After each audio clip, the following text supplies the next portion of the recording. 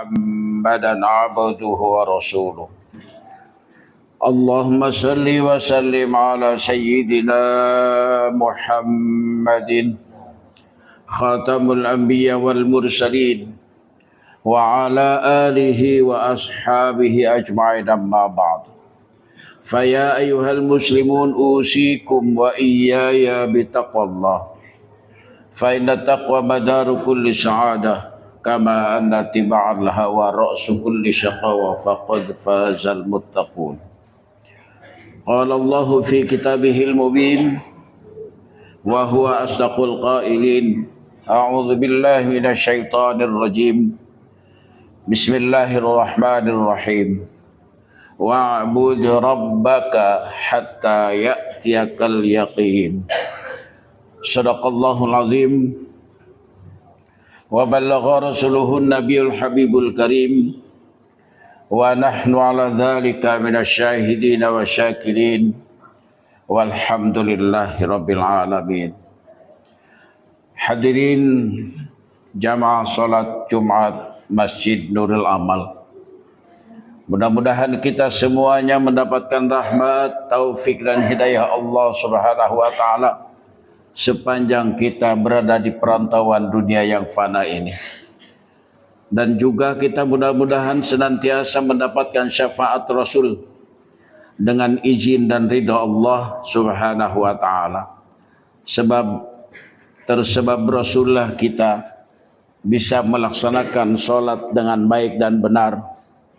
Tersebab Nabi Muhammad kita bisa membaca Al-Quran dengan baik dan benar. Dan tersebab Nabi Muhammad sallallahu alaihi wasallam kita bisa mengenal Allah Subhanahu wa taala. Renungan khutbah kita pada siang hari ini, kita melihat firman Allah Subhanahu wa taala surah Al-Hijr ayat 99.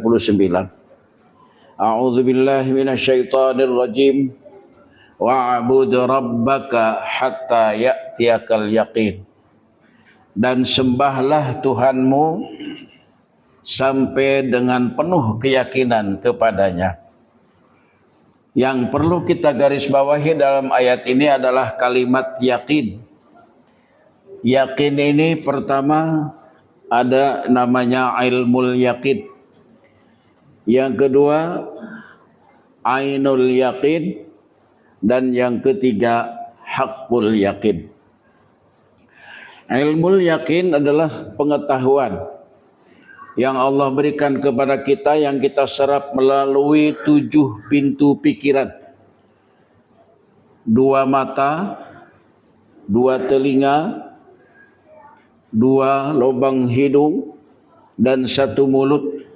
Itulah yang disebut dengan 7 pintu pikiran yang dapat merekam seperangkat ilmu pengetahuan Allah, baik yang tersurat maupun yang tersirat. Yang tersurat yang kita ketahui adalah wahyu Allah yang sudah dibukukan Allah Subhanahu wa taala pada masa Khalifah Utsman bin Affan, yang kita sebut dengan Mushaf Al-Quran. Karena itu di dalam khatnya juga banyak dipengaruhi oleh kaligrafi Khalifah Utsman bin Affan. Sedangkan yang tersirat seluruh alam termasuk jasmani kita ini adalah tanda ayat kebesaran Allah Subhanahu wa taala. Untuk sampai kepada ainul yakin, maka di dalam perangkat ilmu yakin ini kita harus menyerap ilmu yang tersirat di dalam diri kita, minimal bahwa di dalam diri kita ada utusan Allah Subhanahu wa taala. Dalam ayat lain Allah berfirman, wa'lamu anna fikum Rasulullah. Ketahuilah bahwa di dalam dirimu adalah ada utusan Allah Subhanahu wa taala. Kita kenali ini namanya ruh atau hayat, disebut juga dengan Nur Muhammad. Dalam bahasa daerah kita sering disebut dengan nyawa yang keluar masuk dalam hidup dan kehidupan kita. Itulah utusan Allah Subhanahu wa taala. Kalau kita sudah mengenal utusan Allah di dalam diri kita, Maka untuk masuk ke dalam ainul yakin, melihat dengan mata hati, kita harus mengenal juga unsur-unsur di dalam diri kita. Daging dan kulit bersumber dari tanah, tanah dari Nur Muhammad, Nur Muhammad dari Ahmad, Ahmad itu Ruhullah, Ruhullah itu adalah hembusan Allah Subhanahu wa taala. Dalam ayat lain Allah berkalam, wa nafakhtu fihi min ruhi, aku hembuskan ruhku kepada kalian, min ruhi, dari ruhku. Itulah diri kita. Kemudian di dalam diri kita ada tulang. Tulang ini berasal dari air. Air berasal dari Nur Muhammad, Nur Muhammad dari Ahmad, Ahmad dari Allah Subhanahu wa taala. Lalu di dalam diri kita ada beberapa urat yang berasal dari udara, udara dari Nur Muhammad, Nur Muhammad dari Ahmad, Ahmad dari Allah Subhanahu wa taala. Daging yang ada mengalir darah, darah di dalam tubuh kita bersumber dari nur atau nar, karena esensinya naro ya nuru nuron, bersumber dari Nur Muhammad, Nur Muhammad dari Ahmad, Ahmad dari Allah Subhanahu wa taala. Kalau dalam seperangkat ilmu pengetahuan, ilmu yakin ini sudah kita kuasai, belum lagi dalam bingkai syariah kita mengerti tata cara syarat, tata cara berwudu, paham benar tentang yang membatalkan sholat, yang membatalkan wudu, sunnah-sunnah sholat, abad dan hayatnya sholat, itu namanya ainul yakin. Kalau itu sudah kita fahami, maka masuklah kita ke dalam tahapan kedua, namanya ainul yakin. Ainul yakin, Imam Ghazali menyebutnya adalah basirah, mata hati. Jadi kita melihatnya dengan mata hati, melihat adanya utusan Allah di dalam diri kita dengan mata hati. Kemudian supaya masuk ke dalam hakul yakin di dalam sholat, maka mata hati kita melihat adanya Allah dirasakan dengan zauk. Zauk itu rasa bahwa yang bernafas itu adalah utusan Allah, bahwa yang bergerak itu adalah utusan Allah, yang berkalam itu adalah utusan Allah, yang disebut adalah ruh, ruh itu adalah hayat, hayat itu adalah Nur Muhammad. Itulah kehadiran Allah di dalam diri kita. Kalau kita sudah masuk ke dalam tahapan yang ketiga, namanya hakul yakin.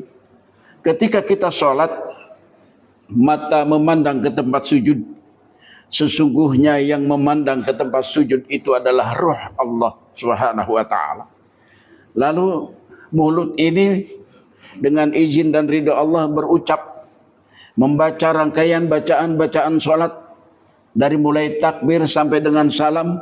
Sesungguhnya yang berkalam, yang membaca rangkaian salat itu adalah ruh utusan Allah Subhanahu wa taala. Ketika kita berdiri, kita harus merasakan bahwa yang berdiri itu jalal.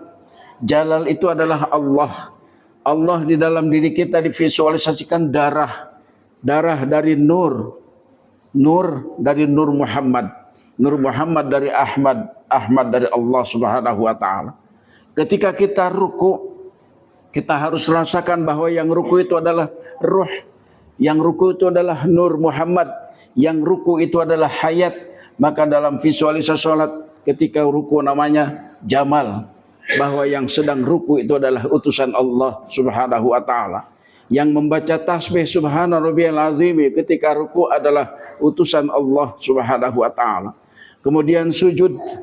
Sujud ini qahar. Qahar itu dalam tubuh kita divisualisasikan dengan tulang. Ternyata yang sujud itu adalah qahar yang maha gagah. Berarti itu adalah utusan Allah yang sujud, yaitu Nur Muhammad, yaitu hayat, yaitu ruh. Dan ketika kita duduk antara dua sujud, baca Rabbi firli, sesungguhnya yang membaca doa itu adalah ruh, yang membaca doa itu adalah Nur Muhammad, yang membaca doa itu adalah utusan Allah Subhanahu wa taala. Visualisasi di dalam sholat ketika kita duduk antara dua sujud namanya kamal. Yang kamal itu yang paling sempurna adalah hanya Allah Subhanahu wa taala. Dikala kita sholat, Ketika mulai takbir, mata memandang ke tempat sujud, mulut berucap membaca rangkaian bacaan sholat, hati mengontrol bacaan yang kita dengarkan, baik dibaca oleh imam maupun kita baca sendiri, telinga kita memperhatikan bacaan yang kita baca. Sesungguhnya itu semuanya yang membaca, yang mendengar, yang bergerak, itu adalah utusan Allah Subhanahu wa taala yang berupa ruh atau disebut dengan hayat atau disebut dengan nur Muhammad. Kalau kita sudah merasakan zauk rasa di dalam salat seperti ini, maka kita masuklah ke dalam tingkat yang terakhir, haqqul yakin namanya. Haqqul yakin ini ternyata yang berdiri adalah Allah, yang bergerak adalah Allah, yang ruku adalah Allah, yang sujud adalah Allah, yang tahiyat adalah Allah, yang berdoa adalah Allah. Kita tidak ada. Kalau kita sudah merasakan seperti ini di dalam ibadah sholat, maka kita bisa disebutkan dengan haqqul yakin, liqa, kita berjumpa dengan Allah Subhanahu wa taala. Perjumpaan Allah dengan kita bukan hanya pada saat kita berpisahnya ruh ini dengan badan, tetapi pada saat kita hidup sekarang ini, pada saat kita hayat ini, kita harus mengenal kehadiran Allah Subhanahu wa taala dalam setiap detik. Cirinya adalah keluar nafas dan masuknya nafas, bergeraknya kita, bisa merasakan segala aktivitas kenikmatan di dunia, itu nyatanya hadir dan kita kenal Allah Subhanahu wa taala. Berarti kita sampai kepada tingkat yang terakhir, haqqul yakin. Karena itu marilah kita tingkatkan amaliyah ibadah kita, bukan hanya sekedar kulit. Syariah itu kulit. Dalam ungkapan tasawuf dijelaskan, wa syari'atun kasafinatin. Syariah itu bagaikan perahu, bagaikan kendaraan. Wa tariqatun kal bahri. Metoda tariqah tasawufnya bagaikan lautan. Lalu mutiaranya yang ada di dasar lautan itulah haqqul yakin. Itulah ma'rifah, kenal dengan Allah Subhanahu wa taala. Untuk meraih mutiara di dalam dasar lautan, kita harus menyelam. Maka kita menggunakan perahu. Perahu itulah disebutnya dengan syariah. Kalau kita hanya belajar syariah, tidak mempelajari hati, tidak mempelajari tasawuf, maka arifilah berkalam. Man tafaqqaha fala tasawwafa faqad tanafaqa. Barang siapa yang syariahnya bagus, syarat rukun sholatnya mengerti dan faham, bacaan fatihahnya, qiraahnya cukup fasih dan bagus, fala tasawwafa, tapi dia tidak memahami pelajaran tasawufnya, dia tidak mendidik kalbunya, faqad tanafaqa, maka orang itu termasuk kelompok munafik di hadapan Allah Subhanahu wa taala. Yang kedua, kata Arif Billah, man tasawwafa fala tafaqaha. Tasawufnya bagus, kalbunya bagus, dia mengenal Allah. Dia ketika dia melaksanakan ibadah sudah haqqul yakin, bukan hanya sekedar ilmu yakin, bukan hanya sekedar ainul yakin, tapi sudah pada tingkat haqqul yakin. Tapi fala tafaqaha, dia mengabaikan syariahnya, bingkai syariahnya dia tidak pakai. Faqad tazandaqo, orang semacam ini namanya kafir zindik. Yang bagus adalah man tafaqqaha wa tasawwafa faqad tahaqqaqa.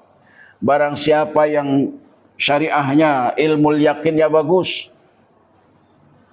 bacaan qiraahnya luar biasa, fikihnya luar biasa, kemudian wa tasawwafa, hatinya juga dia didik, dia mengenal Allah lebih dalam, mengenalnya, ma'rifahnya lebih haqqul yakin, faqad tahaqqaqa. Maka inilah yang orang yang beriman yang sebenarnya di mata Allah Subhanahu wa taala. Semoga kita termasuk dalam kelompok yang terakhir, yaitu kelompok hakul yakin, yang ma'rifah, kenal Allah ketika hidup dan jumpa Allah ketika kita kembali ke hadiran Allah Subhanahu wa taala. Amin ya rabbal alamin. Semoga bermanfaat. Inna ahsanal kalam wa bi'anna nizam kalamullahil malikil alam dzil jalali wal ikram. Wallahu subhanahu wa ta'ala yaqul wa biqaulihi yahtadil muhtadun. Wa idza quri'al qur'anu fastami'u lahu wa ansitu la'allakum turhamun. A'udzu billahi minasyaitonir rajim. Wa'bud rabbaka hatta ya'tiyakal yaqin. Barakallahu li wa lakum fil Qur'anil azim wa nafa'ani wa iyyakum bima fihi minal ayati wa dzikril hakim. Fastaghfiruhu innahu huwal ghafurur rahim.